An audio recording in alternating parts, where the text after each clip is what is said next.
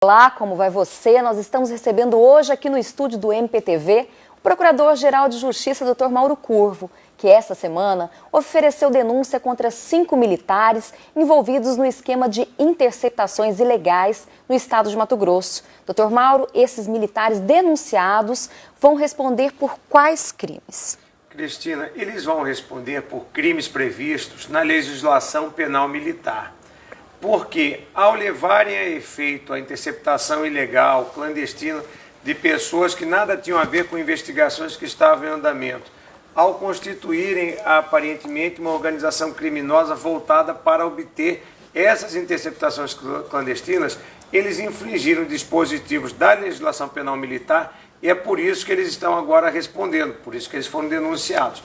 Agora, eles não estão ainda respondendo pelos crimes de formação de quadrilha e de interceptação ilegal clandestina, porque esses crimes são crimes comuns e, em razão da denúncia que veio à tona ter trazido o envolvimento de pessoa com foro por prerrogativa de função, esses crimes estão sob análise da Procuradoria-Geral da República e do Superior Tribunal de Justiça.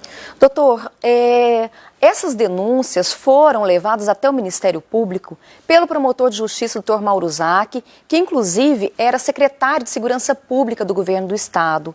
Em que pé que estão essas investigações no Ministério Público? Excelente pergunta. Vamos deixar claro que antes mesmo de vir à tona essa situação dos grampos através da imprensa, o Ministério Público já tinha tomado providências.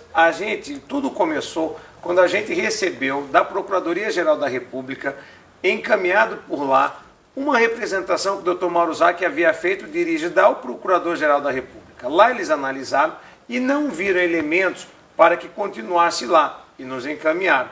Primeira providência que nós tomamos, e tudo isso foi feito antes do caso vir à tona, foi ouvir o Dr. Mauro Zac, que era o denunciante. Quando ele foi ouvido, ele trouxe novos elementos e reforçou a presença nessa situação de uma pessoa com prerrogativa de foro, do governador do Estado. Em razão disso, a gente encaminhou tudo à Procuradoria-Geral da República. E aqui, o que subsistiu foi a análise da conduta dos policiais militares envolvidos à luz da legislação penal militar. Por isso que nós ainda não denunciamos nada a respeito das interceptações ilegais e também da formação de quadrilha, porque isso aí está sob apreciação do Superior Tribunal de Justiça. Doutor, na denúncia que já foi amplamente divulgada pela imprensa, aparece em nome de pessoas que não teriam prerrogativa de função. Por que o Ministério Público de Mato Grosso não está investigando essas pessoas? Cristina, como tudo guarda respeito a uma mesma investigação, como tudo diz respeito a interceptações ilegais feitas de modo clandestino pela Polícia Militar, a gente ainda não sabe com que finalidade, mas aparentemente existe uma finalidade política, porque foram ouvidas pessoas que são vinculadas a partidos políticos e tudo começou na época da campanha de 2014, tudo isso, seja em razão da conexão, seja em razão da continência, quem tem que apreciar e fazer o que a gente chama de fatiamento dessa investigação é o Superior Tribunal de Justiça, é a Procuradoria-Geral da República. A gente só vai poder tomar providência contra pessoas que não são militares e que não cometeram crimes propriamente militares, depois que eles fizerem isso e nos encaminharem o processo. Antes disso, quem tem que tomar essa decisão, seja de denunciar todos perante o STJ, seja de nos encaminhar a parte daquelas pessoas que não têm o foro por prerrogativa de função, antes disso, tudo tem que ser feito pelo STJ e pela Procuradoria-Geral da República. Nós não temos como atuar sem essas providências. Doutor, além dessa denúncia que está no STJ, recentemente a OAB trouxe outros fatos em tese ilícitos que teriam a participação de membros do Ministério Público de Mato Grosso. O que o senhor tem a dizer sobre isso? É verdade?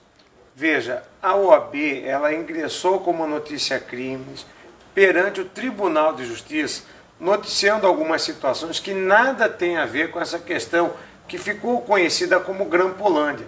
São situações que têm a ver com a atuação dos colegas do GAECO na Operação Ouro de Tolo e situações envolvendo a Promotoria de Defesa da Ordem Tributária, onde eles acusam de ter quebrado ilicitamente sigilo fiscal de algumas pessoas ou empresas. Não, tem que ser apurado isso. Veja, nada tem a ver com a questão dos grampos. Em razão disso, é que nós pegamos essas denúncias e utilizamos a documentação que ela trouxe para instaurar os devidos procedimentos no âmbito do NACO, dentro da Procuradoria-Geral de Justiça.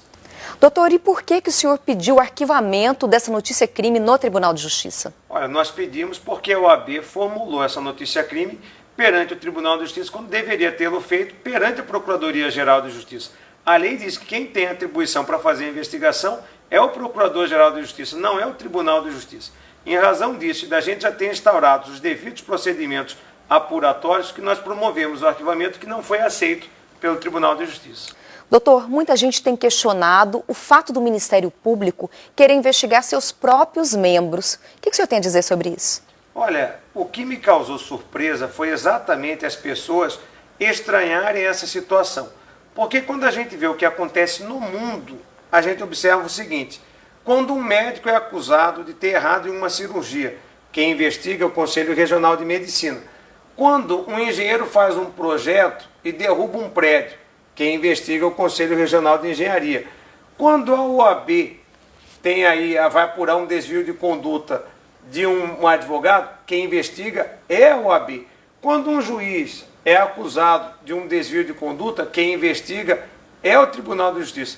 Então, quando nós temos um promotor de justiça acusado da prática de algo em tese criminoso, quem investiga é o Ministério Público. Por que as coisas são desse jeito?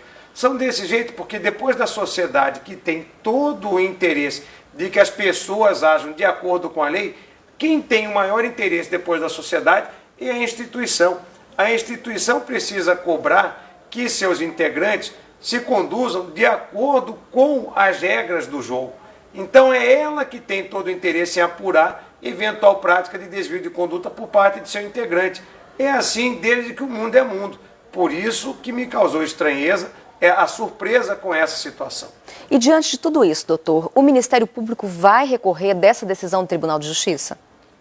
Olha, a intenção é essa. A gente sabe que decisão judicial a gente cumpre e, se não concorda, dela recorre. Nós vamos analisar a decisão, analisar os fundamentos da decisão com vistas a interpor o recurso correto. Se for uma questão constitucional, um recurso extraordinário; se for uma questão de interpretação de lei federal, um recurso especial.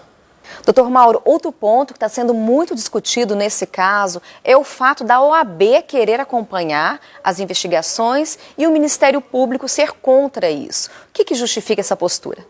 Veja, numa investigação, nós temos que tomar as providências que a lei prevê. A lei não prevê a possibilidade de uma pessoa, de uma entidade, por mais respeitável que ela seja, participar da apuração de um fato criminoso.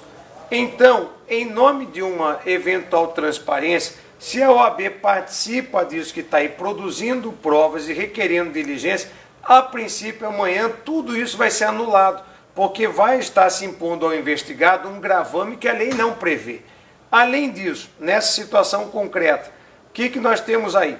Com a participação da OAB, querendo investigar a atuação dos colegas que investigaram os próprios clientes desses advogados, nós vamos ter aí um nítido choque de interesse. Os advogados vão querer participar dessa investigação com vistas a gerar nulidade e beneficiar seus clientes. É isso que nós estamos querendo evitar. O que nós queremos evitar é jogar para a plateia e dizer assim: olha, nós vamos agir com transparência, deixa a OAB entrar. O que nós queremos evitar é jogar para a plateia e dizer assim: ó, nós vamos deixar que a apuração seja feita no tribunal. E amanhã ou depois, essas duas situações anularem tudo. Correto. Isso é o que nós queremos evitar.